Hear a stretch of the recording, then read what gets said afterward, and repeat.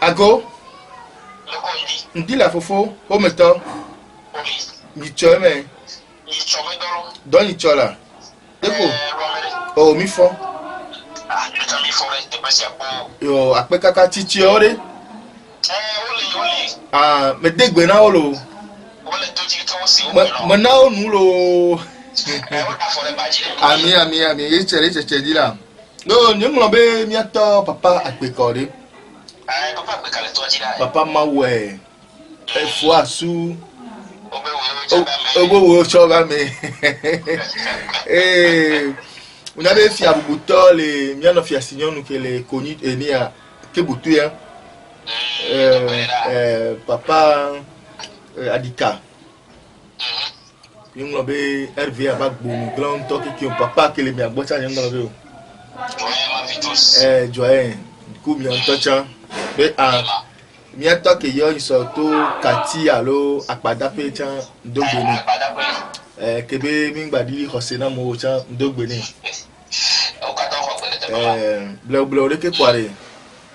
Mi la trova mia togbi obe henu keke. Isia. Mama. Ko ba nyi gbon egbe mi for sa keke ya. Ko mi le sa. Nya togbo be gbe dara ni ko odare be nyi dudu na mi egbe ke ngbe mi le reconnaître wa. Mi la tro ah, de que na so e, unto egbona nene. Enyo nyona wa. Me nyona ore. Don togbo togbo to ai ni e va fe be to ya ngwa yo. Nda la gan se mi o. Le hohe a homo be to be egbla do kaka wo dare didi mi vi o va le madu le d'accord ta le wa dirita le do no vi kuri ta egbe ya so mi atalo kasuada. Togbe nu mama nu be pata mi anu la. Allô? Akpe.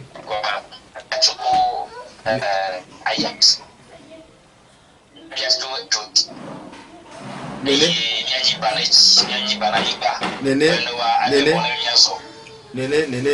De dagbe di. Akpe na mi kaka. Ese Boris.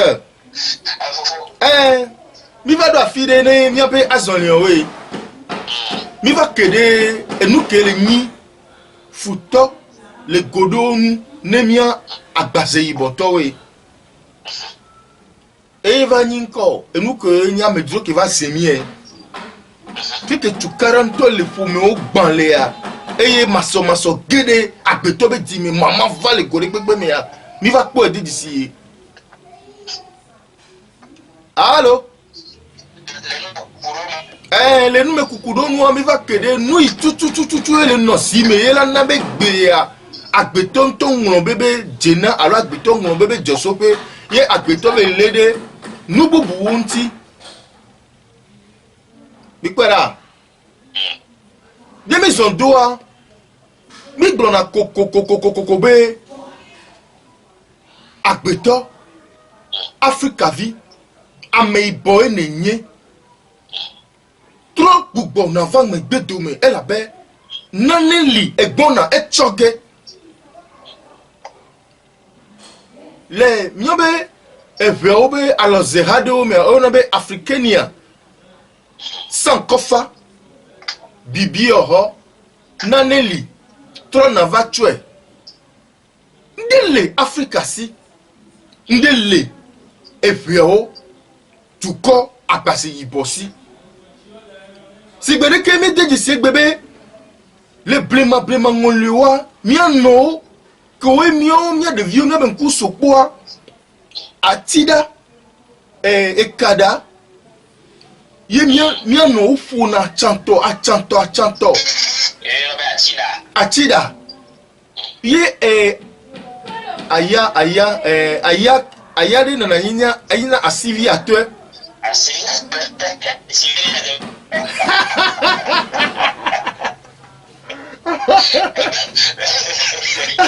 quoi? Ocha lo me.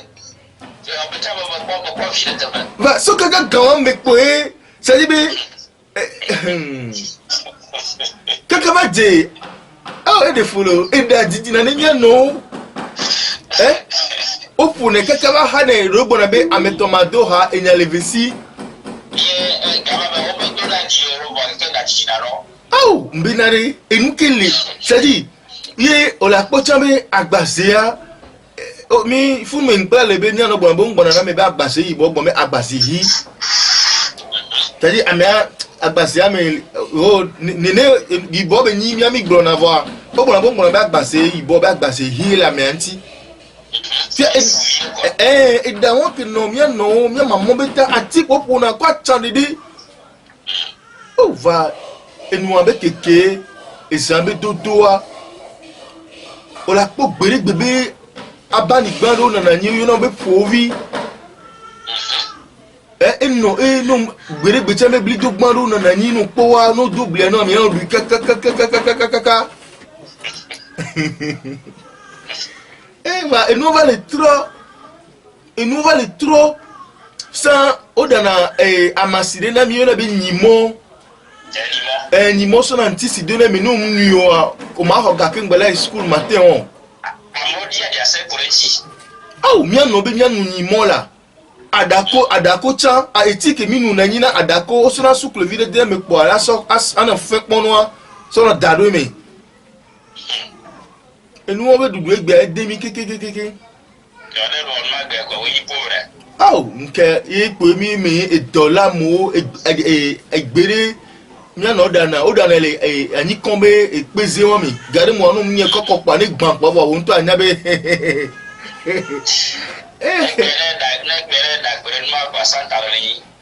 nkume ke vale mi be khose amedro khose o me e yi vale hini ni be nu o le va kaka ba e gbe nko ago nkeke ya meme yi hotel ade eye meme ko ekoba ko service eye mele nu me ko pele ne be hotel me to o ya be le yo ho ro ko na o kulo ba pe ya o me dala nu le nya be ka se ale mo ta be ko ba mo na dala mele bio be de ke le fia le tro ni ma yo tro mo amene ni me to pe to la me bo ne ni me to pe ko ba male pe da nu le me aro pe le kware o ma ko ke le santa na aro apo san gba de ko me ma pe fo ya ni bi le be ko na le yin be yo mo na ma da le me ro to mi ya se na le pe no o mi pon téléphone wale allô ouais ben ça connu mi po le blema mi ka sende domede va yi ndo na nebe mamate e pere no na agbledina mi mama o nya to gbo to chan e o to na eblile o to na blika kaka le va trop na e work mi le du egbia fifia eva le do nkume kokoro mecha o la po be gakpo le tuble na mi donc a faire won quelqu'un o le do mi be la me avec la ça fifia même pour aluminium be desigatia kudo aluminium be zianto anemi le dan le me anemi so gatia le ziame ya e klikona e ziame konado ndudu ame c'est voilà chef de fia gatia do apare ka ba duna no keke va no le nkudo nti no lenkudo enu onti ala ko be edidi na do desiko le da ademe o fetri o apo le blema sam ya ma oso na eha so da na deme so tu na deme ale this is yami voilà amedo so na ati on magbe amedo so na akple dati so asote va egbe ake won o le bua o la po be mepo edolele do wuli poto egbe fifi ni no ikonji ne o le gasi be kotoku alafa ame ton de goto balbalo ti be premier soin ni o wa ke won do po o la sebe ame abe o so o se bo so go me alo si be ngba ni ba me anto eku ke be dobele le olo parce que pour deux me de Jédi alors voir Jédi et ni on le to la mener non petit alors il suit avec suit dès que bela suit be tobe bébé a trouvé une de me da gbe que maman o da na ne be gbe kaka pe bla ne ya wa parce que nous le ouais aluminium on le lui puis a cube de chana na yile ma wululule o so kodare gati godo si be on connaît do desi anto mo pe ko ologbole na gati afake alo mbe afake akpe na ti ko so le blue desi ame apa cube akona to akpe na cha ngbe domi gbado desi ame vo desi acha devo o ma ma chaka enuko o le dana mi be cube yo adowa person la won alo nkutogwe kwa o da nna mi vo va le mia be nkume kokodo nu egbele ke nyato mi por ke nu va le nodua anu gere va lo va buya kwe c'est ça donc fun me mi va le kobe egba mesia me mi trozu nkume koto kekele mi adeni gbadi ke iwebe e dolelelo ko na ni va ison ke e do ntocha eti gbegba lokudu nti sipo la dakwa amela gan egbe angbale nini egbe ani be mi kondi comme dit wa ko anya be na otros dono ti ko me kaka ba ateme lajo e gombe so ndudu o so de vie me be ndudu o de ko duna sucre gbogbo do ejejan no danu les odivoa atrova ku jebu le fi no ti alo poso gba atrova ku sucre le bu le fi so de me be ke ngbe la temi ona yo si bi ba la koloji la amelo to to de cube nte me Vivia kene ne benu ale jo amene ke gbegbo ne ajore sore ere kaje vide alo tugbeje vide ke na sukule unu ya ngome de su kwa ne on gbegbo kabo alo gakola so pe konji on ko kabo kwa nyaze kabe ola glotade no via tibe mi ato oso e ba o yo amele la chwe boy tigbe ko le mi ogbo amenku na ku gbalo wala bo ba ze kokoko eso e Vivia jo gbo vo tobe bo ba tobe eye de kakwe na meke jo tro di mecha va contrôle cham de le ben du omo ebe agbeno no omo egome egbe fifi ya o ma bi obe ahakola nu mo e bo so de pepe va fa parce que le consommer de pepe le consommer de pepe va le blema ngolia ko be ehun la dudu nto chacha ya de ke ya eni ekona nya togo mamoro wa o de bo osiana la kaka la puna lo o mene kaka ne ne be nu se atona le mo ko va nya be ehun la ya ele du non et nous on le donner les veilles que mi so donner le on le dit salé toi tu pas mais kafran dès que on a me benu la no wa me beto no le do kafran lo agbeto no le do o la so toi tu pas me bonu do gbera le talo atameyo ikoje ka ti kone ke ami ama no nuatiki alo o ma dele toi tu ba pa o ma dele konji o la gbobe o la no do gbera gbalo de me atabo be enu kele lameni ya na ibe opération la on organisme ntoa egbeto do la gbalo ko la wo nde pepe na nene ba me ya atameyo kwaji goyo bobo be tamnu yi konji e gama nani le yi do nuare e nana be o la be aso khose so pere o ibe gbedo do lanti be yi konji do pouvoir no e do wa no ku me ya ne de alosu ne ba me ya amema ma de on quoi nan mi ku me ya alosu ne ba me ma de on gado me wa ka fa analyse balbalo la biomia mi le passe nde ko 120 000 et je Boris et ta balbalo le doigt mo le bien scanner 55 000 60 000 non e gawan vela lo so pe na o wade baba tobe o la va hospitaliser on to dare are ke bele ba noro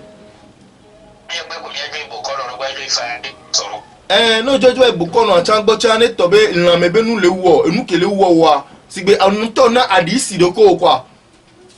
bi aye bukom vele nkurenti o kababra me gan o toji o e chabe so azebe ponli de kanon ebe so enabe poli de be kanon bo be yo apo yo ejito gbo ne omnyole do ko ma no la tie me le fun lo o la tie me le funu opo enu ke nabe la me benu la no wa me do wa amoro so do na vive bleme au lieu que wonto adiva sio c'est adisia me kaka ke toi ne antibiotico abi num sozo de ntio pa la ko amela jo fivia ne be eva ti bo kon le gbo le pare fifi ye towe lan me be nous le ouais fi que nous va do ya alors gan o ja pe nous a dit be va to bo va so amaside gba ko so ne be nu alors va bo no do amaside ne be ne lesia il va nous que les wole be am de tentia e la jolo le funu a chabo o la gbo be ambe o mu ka bo be e na o so e alors les gado mo la gbo be ame adu ko ntie be kuro alors le khosedo ba pa dira gbo be ame amu zo de seji o ma un to efue ma un hetoni raison e mi va dina le ni nebe dollar me do alors ekuro ko yina eku pata me ni nebe nu va vana me mi so ne mi aso voa fun mi dane do khosiade o di alors mi dane de ame ba gbe no di be edu ko e an kele veju ame a nyiko ke nyiko wa togbo tati lenti mama tati lenti e ne o va be bia se le ndo mo la gbo be ambe et togbo be ro ko trop vire quoi et nous blé au quoi la bibia donc nous pas tant elle est revenue à mes gbeto identité bena amedem la fille la hona gbeto so agbeto nto do ko ndo do ri pepe ya elle agbeto me no nto do do ko wa do ko do do ko ruwa no nto ngba ba ni amede se ne do agbo le do ko mi wa o la tati le do ko nfi nkan ni ko la tro do ro o la jo. Donc nous on be nemitro le seble maman ta alomne maman to be to gbowa egbe ya kafran to gbowa on to dagbele le pepe dare egbe ya mi ngba tele dagbelo mi a de vio egbe ya mi dibe mi ofia ha be do ya agbele do me gale kafran egbe nous que président de la république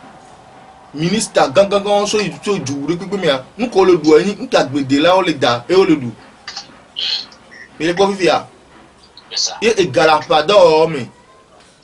voilà fifia ke kafran o nyabe to gbo be no kisirun le mo wa fifia no fon gbesi agbe wo isuku la gel on na pola no ngongon le société de pe le togo egbe alo le jure me egbe ke amuru wo be jano na mi fun po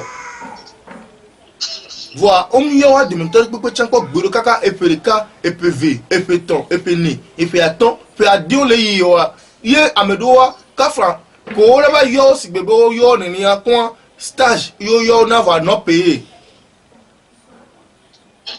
be susu be eleyi ni ma gbade no ahom avoir e won keke me agblele aussi wa to gbo wa ni gbon le wa mama ba ni gbon le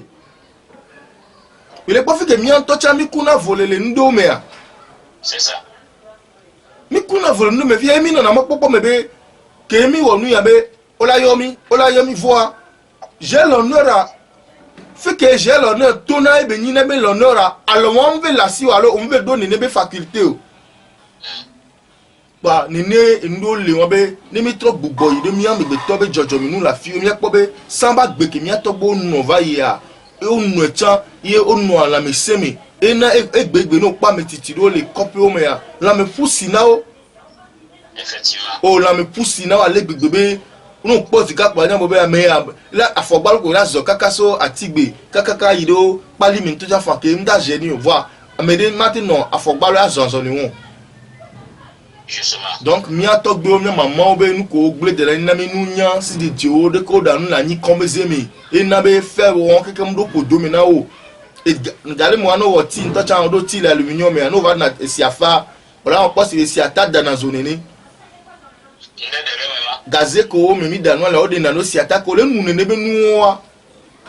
o le wu ape nti la o vivi edi fu ke o la ba se dibe nkole fi ko la ba se doka me nkole fi ko la ba se pumo be nyale atama ba make mi to gbo yo va ya me gba yin eke mi le yoyo egbe o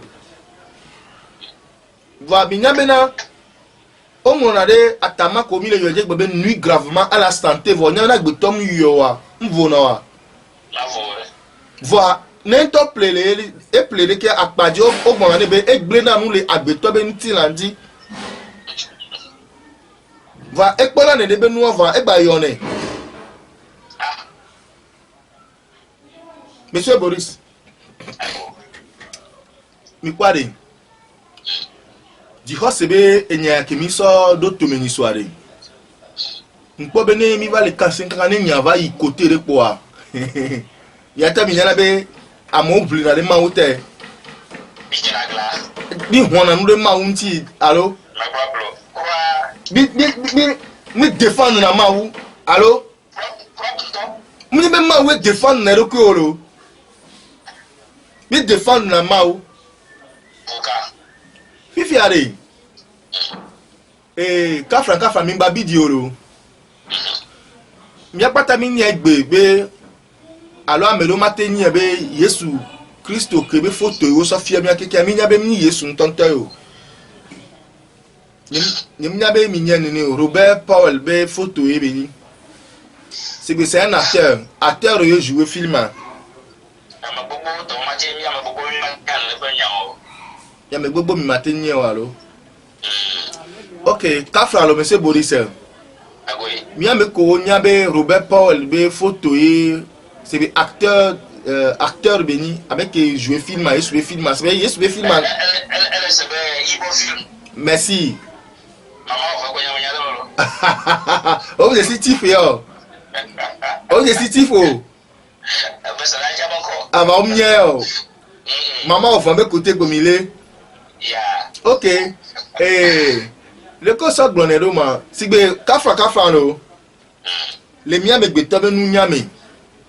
photo ke le khomena miare le church pa me are kafra no me ka ebe nyu Yesu ya allo Robert Paul Me de nyawanya ba me de nyawanya ba ba me le jouer film ya. enya nto OK mele mi leba nyabe amede jouer film amni amianto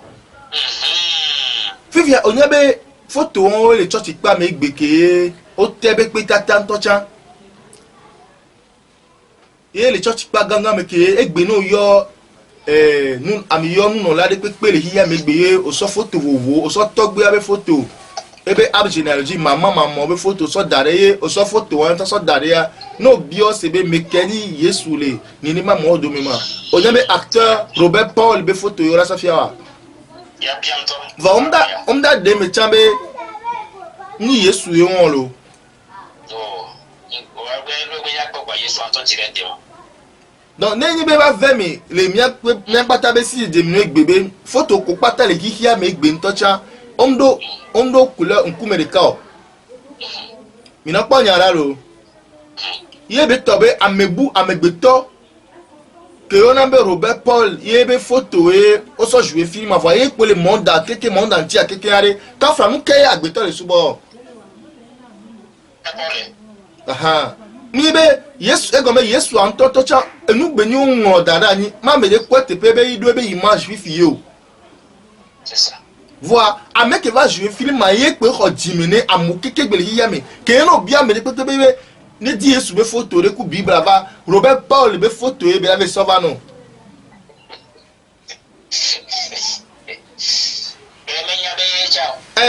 nyabe sibe ya omre nya tout ça benare ni Yesu a won quoi ase ame e jouer be film o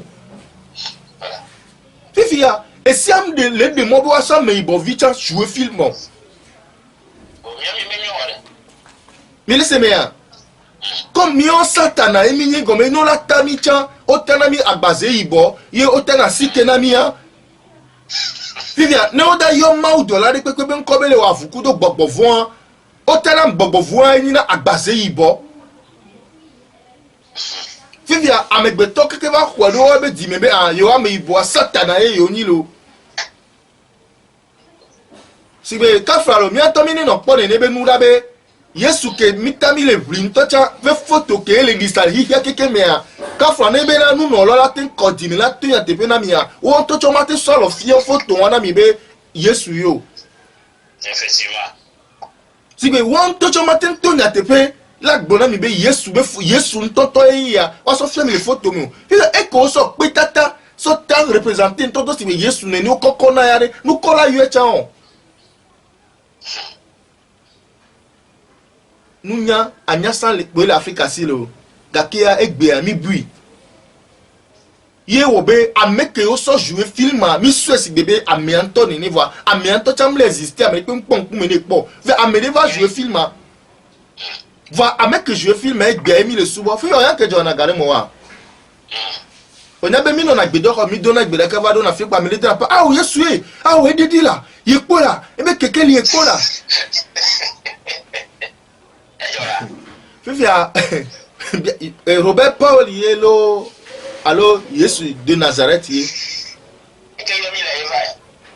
Et que mi le yo Eva. Fifia, Amero Bonabe, il pas Jésus le. Alando Domi. Robert Paul, il est pas là. Alors, Jésus Christ, il est pas là.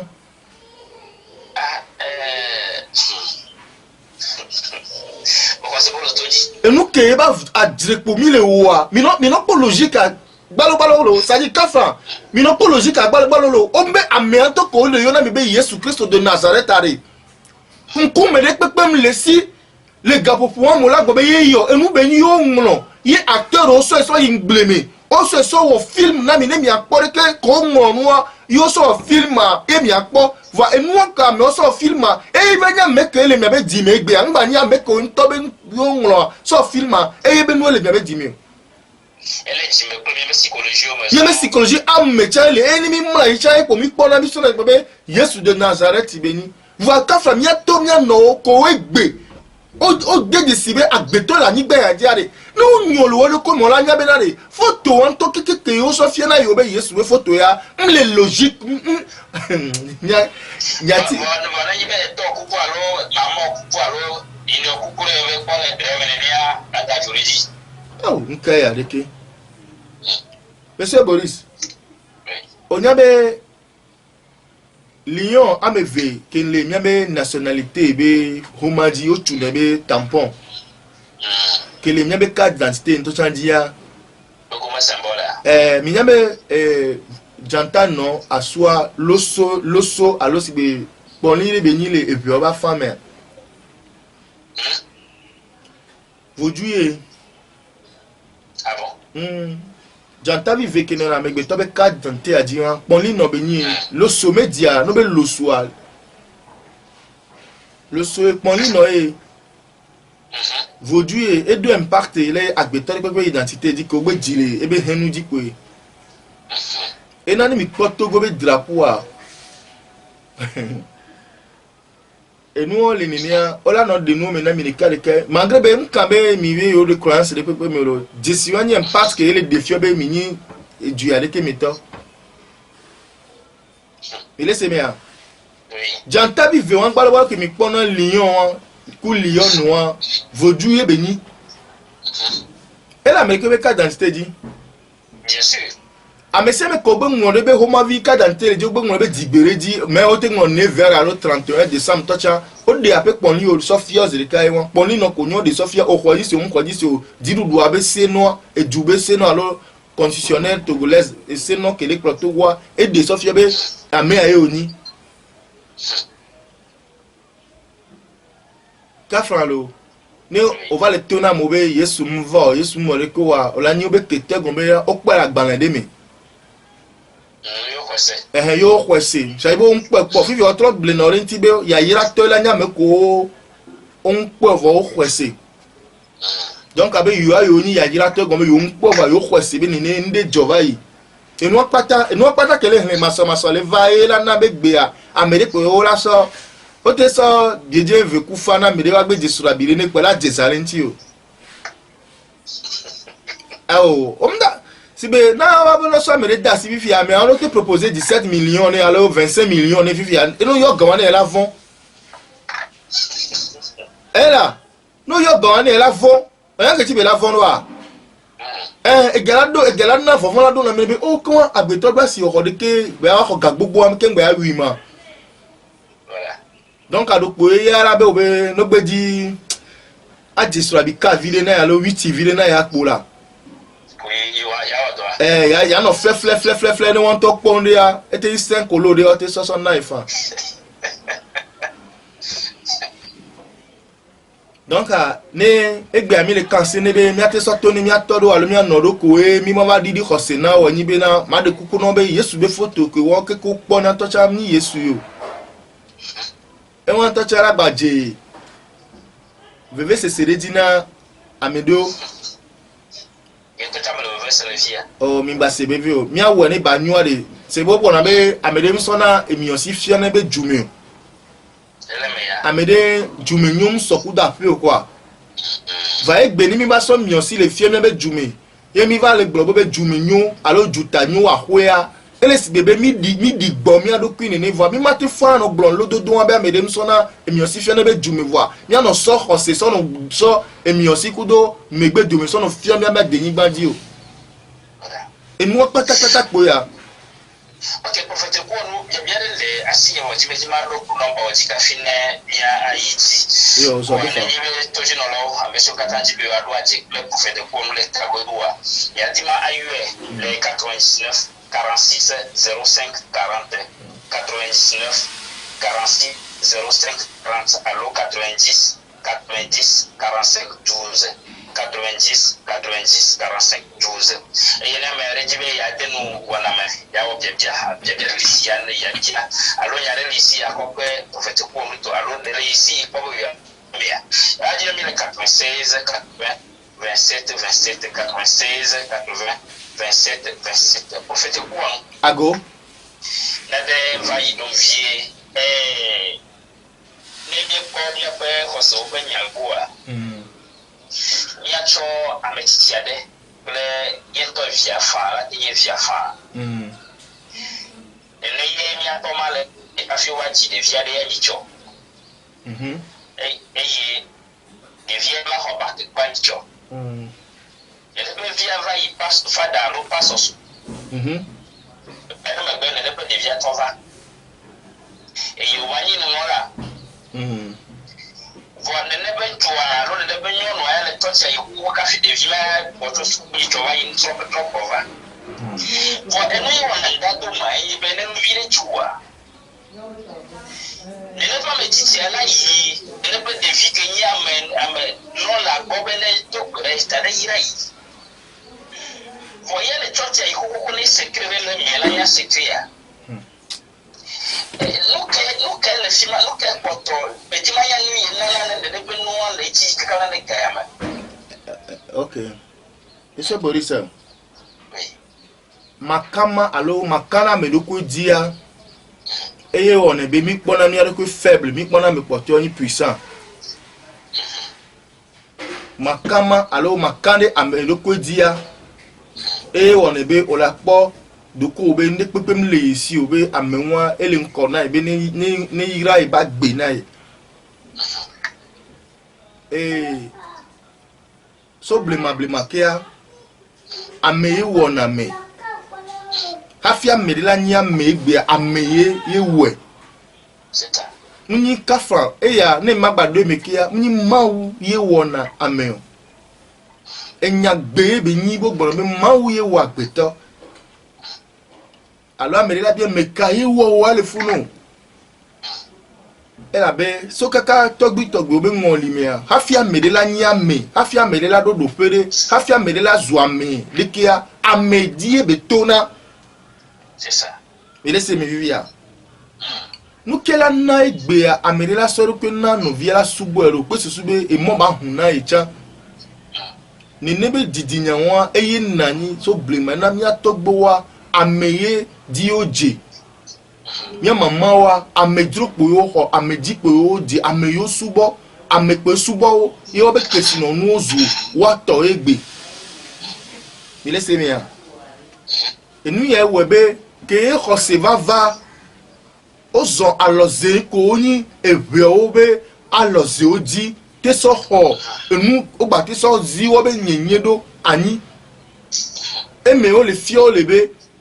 odola jeklo ablibo amlani ye amewa zonwaji alebe emegbe o leba do dope mina selo kosi ameye enye yo vale dogo lebe ameke ni kuluvia eye afetola yirana ameke ni kuluvia eye afetola yirana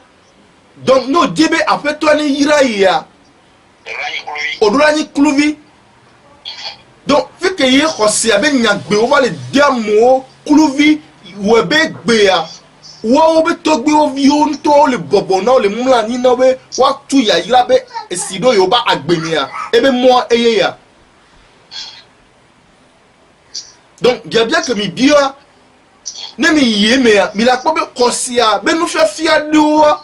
yela me o gboni aboyo be o la no bobo kakala mula ni la ni gba ye o la zon wa di kengboye amela te yira o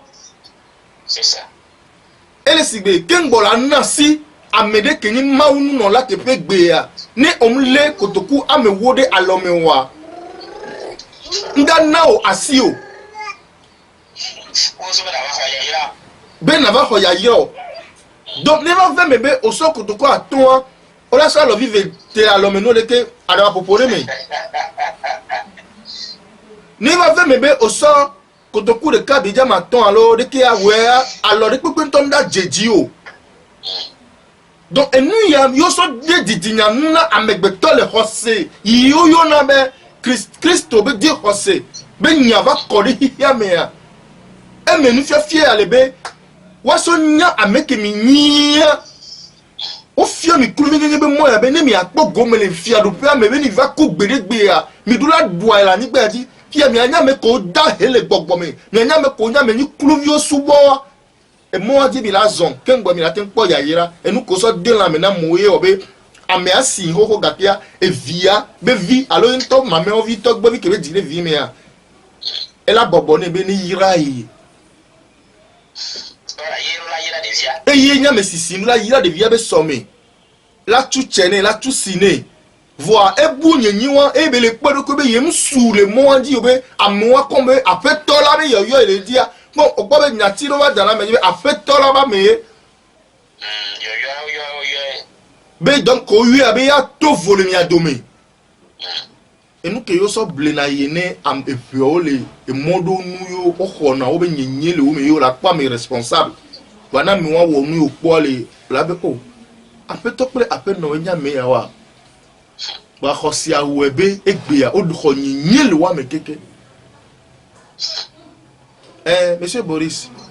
Oui. ame ko la hen po me egbe ya de po doko le wo le gbedo kho o me le fifia nu le jona ne mi yade mi mda no nu myo me ye nki mi le dia mi la po ola be mi ne kenu mi adogbera egbe ti mi dona la ho me e ke po mi dona le tepema mi le se mi a Oui. voir et moi le debe comme on sort c'est aller mi be mo popo de lebe mi da jo la ni gba di be ni gba dia ba ni gba bara e be ni be ola tuti po ye yere na mi ola ba le ke na mi e motiver na mi mi so ne se be nde le mi kaka be e so ke gbona be mi va ku an mi doya be ni mi lombe ma doya ni hihe mi be nu ilu vo ni baba tron wa be hihe mi be nu be nde pepe tom le o mi be ola di de zo ma forme donc na yi di po afun mo l'obligé de la aso de ko kulu vie won pikin ke ko si afie won donc a ni wo be voda da go mena pe di si be nyenye kele yo me ya pe ba si ho na ye oso enu aso do asi na yo vo ko susu wo we va fie mi agbema fo be mo e wo principe won te po wa 14 na won Voilà. et c'est que plo gomedo ha e pe ba patoli kaka va dengbe donc ade enu la nyua ko wa mi la to ide mi to gbo didi nyan gbo mi gble la e sa ibe ma pa mi la do ke ngbe mi ato na mo bi na de Yesu ko so fia on to cham ni Yesu yo bi egbe ya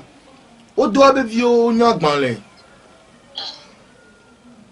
va on pa le nya be Roma que oji o ta Yesu be couleur do na wa ni Yesu e won o ma te no expliquer chana no bi o be meke no so no play Yesu be photo wa lo no so Yesu be photo fian e ye ko la so fian Ye collé. pa nya be gomedo pa déjà gomedo pa e gble le fun go mi le se nya vivia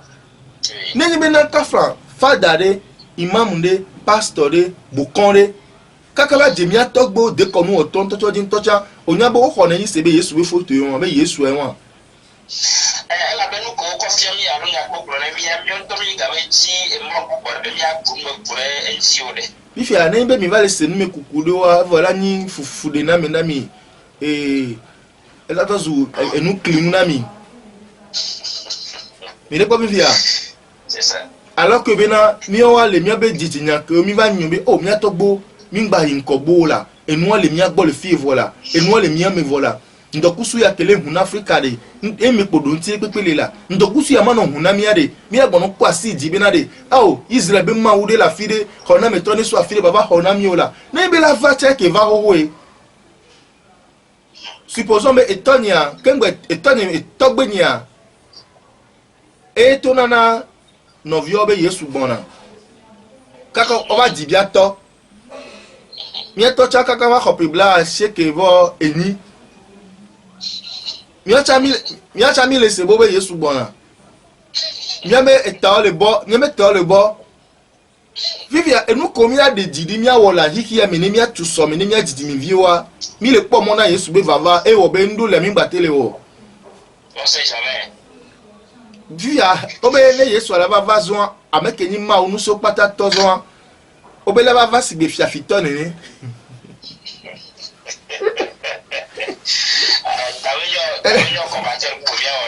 elle si be obe eni président de la République et du le président obe ni la vava be e ya Korea va se fia fine ne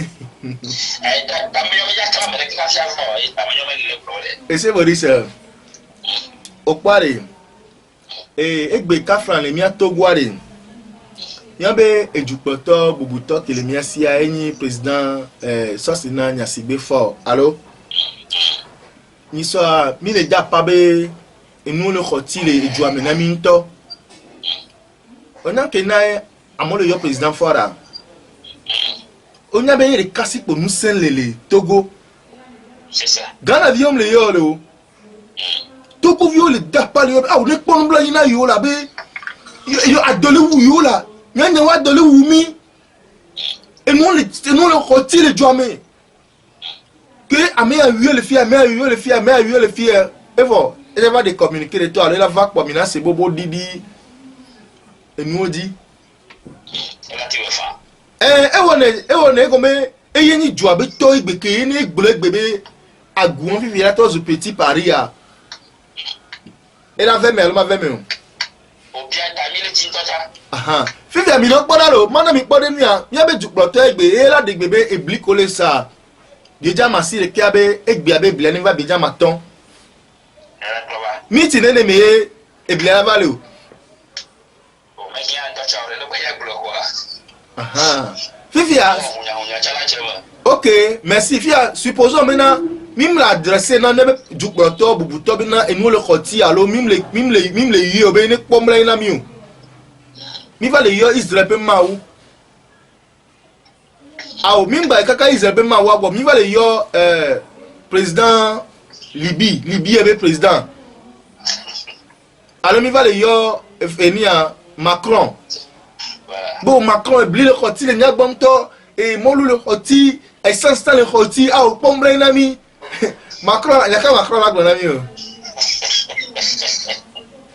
awla mi le kasene la si mi le na terre bode mu yabe agbe ameke dom se le Togo la ten gbona gbebe jume vire pepe ya nem le wodo chan no we triku abe ona no ho egade ke ameke la ten de gbe ape ni meko ya mi fa président ya be jukro to wa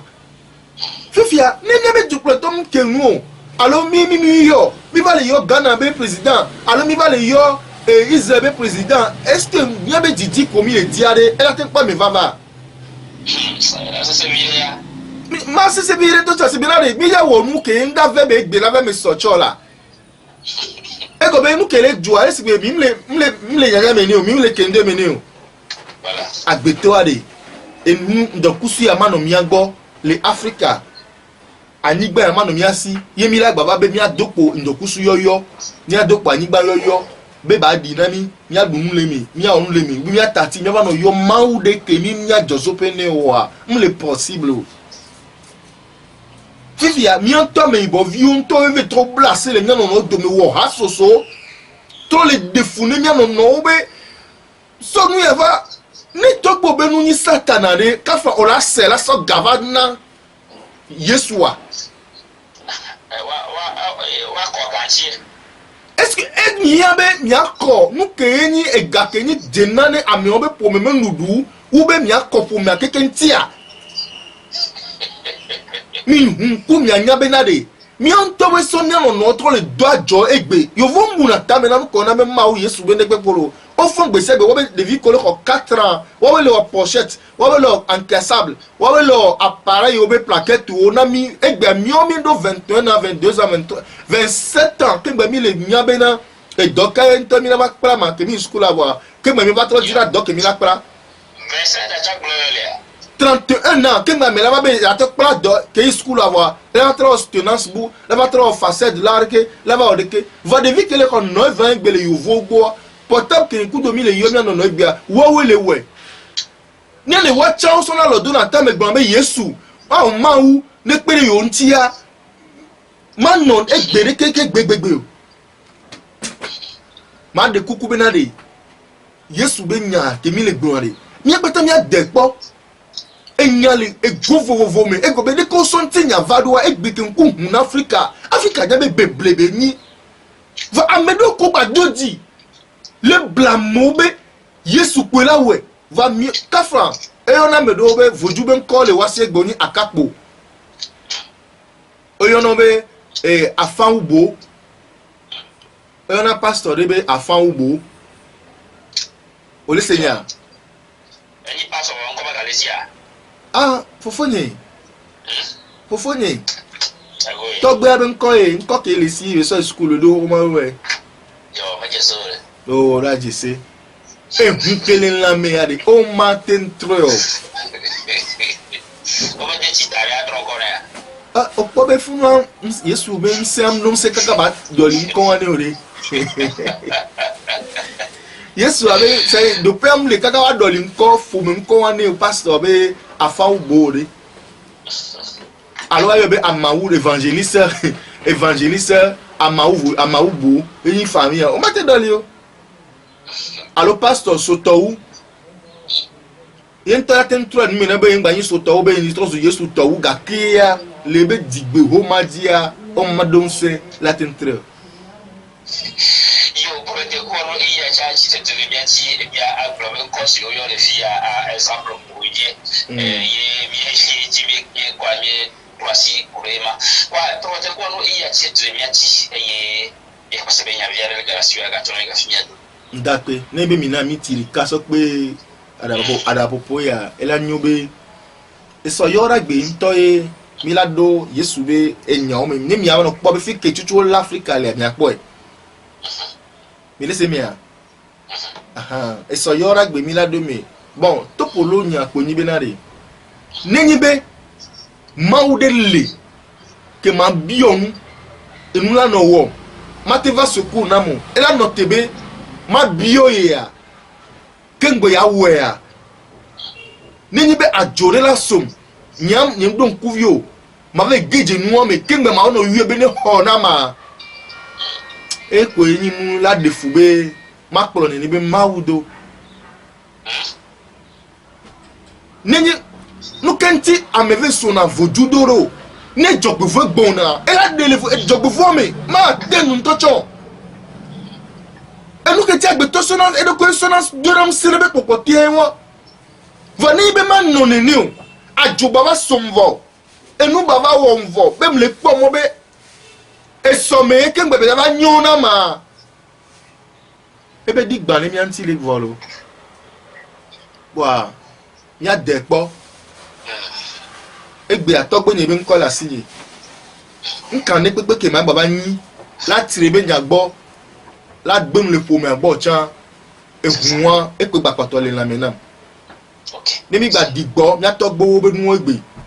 mi minimiser o mi pompo bara so nti mi profido mi atogbo bo o tsuba satana chan wo ba lito me vipo mini o ma de mi le didi mo wan me aso do didi me bu me gbere o la bo batro jimi o lo ape ne hihia de mo eso yora gbe a mi la do fi ke tututu o so khosi l'Afrique ale a mi la do me lo